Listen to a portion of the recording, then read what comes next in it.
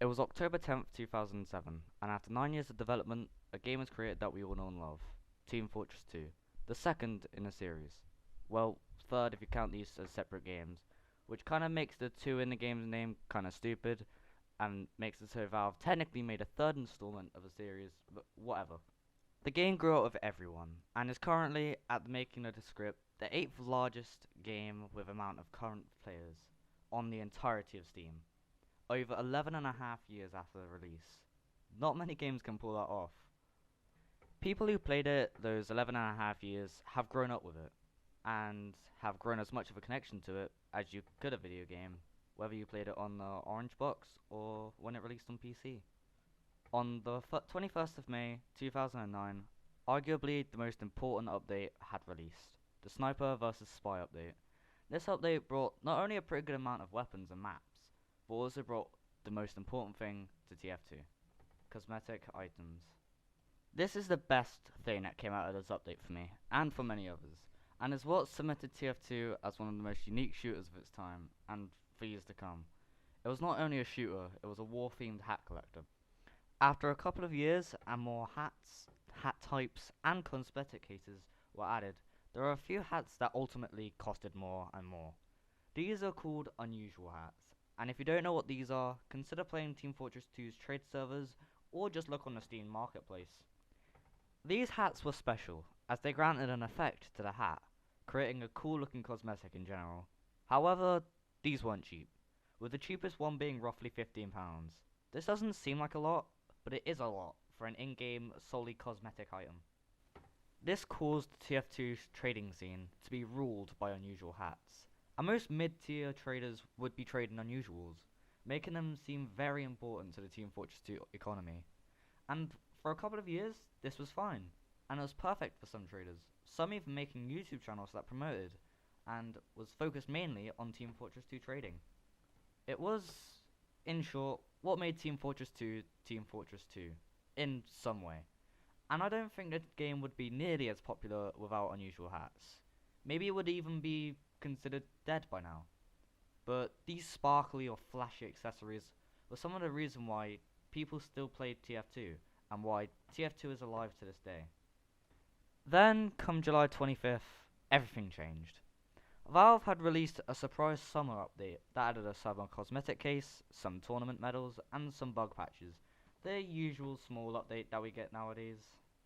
But there was more than what it had seemed. Maybe the most underwhelming update in years would soon become the most impactful one in years.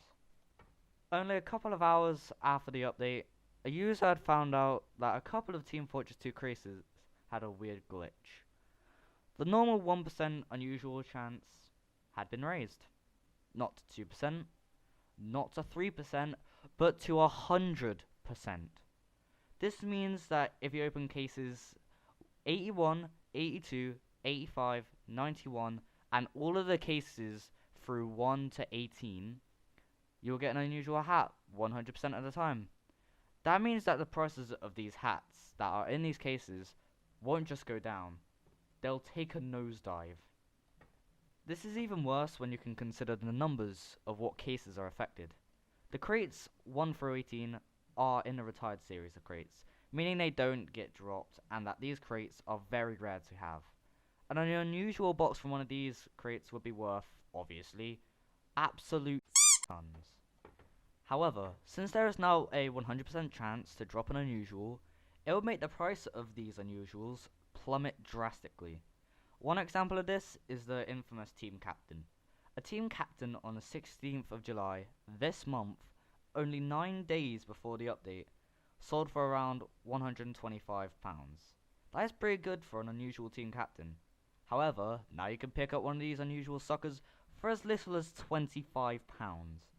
That is about a £100 difference. That isn't just insane, that is borderline mental.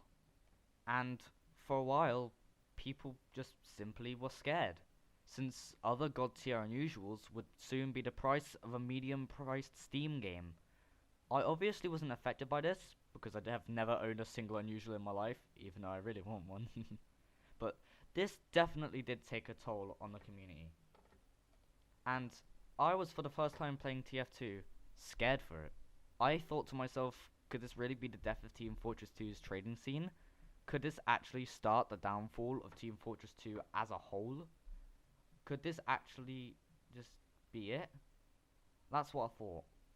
But then we were surprised, or at least I was, at what Valve had done.